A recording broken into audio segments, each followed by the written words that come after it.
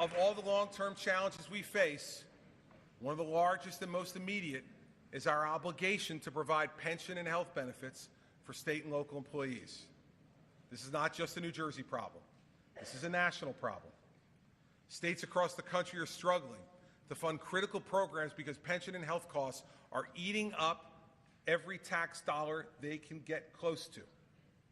We first took the lead to try and solve this problem in 2011, when a Republican governor and a Democratic-controlled legislature came together to go up against entrenched special interests.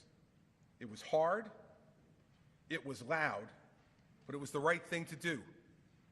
Together, we defied conventional wisdom and enacted historic reforms that have reduced the cost to taxpayers by over $120 billion over the next 3 decades. This was a huge first step. Today, the health of the pension system is stronger than it was when we got here 5 years ago. In fact, gains have totaled over $35 billion, which is way above projections made by the actuaries, thanks to sound management and smart investment strategy. But the fact is that while we've been making up ground, the pension fund is underfunded because of poor decisions made by governors and legislatures of both parties over decades, not just years. These sins of the past have made the system unaffordable. But we do not have the luxury to ignore this problem. We know this because even as our administration has contributed more money to the pension system than any administration in history, it is not enough. Let's repeat that again amid all the clamor. This administration has contributed more money to the public pension system than any administration in history, and it is not enough. It is an insatiable beast.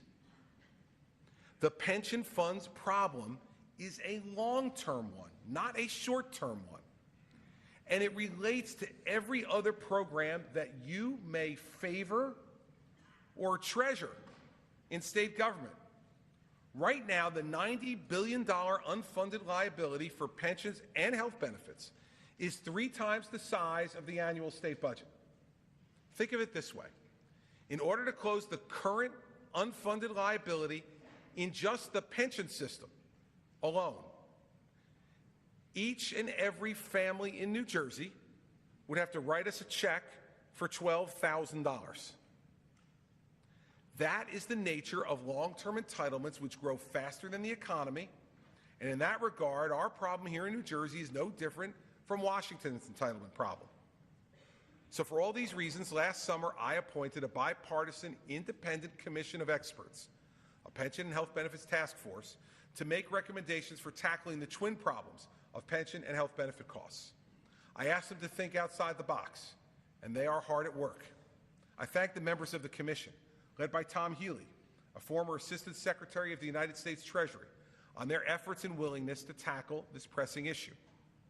A long-term solution and sustainable future for our pension and health benefit plans are difficult, but they are worthy things to achieve. We took a historic first step in 2011. Let's make 2015 the year that we finish the job for our employees and our pensioners.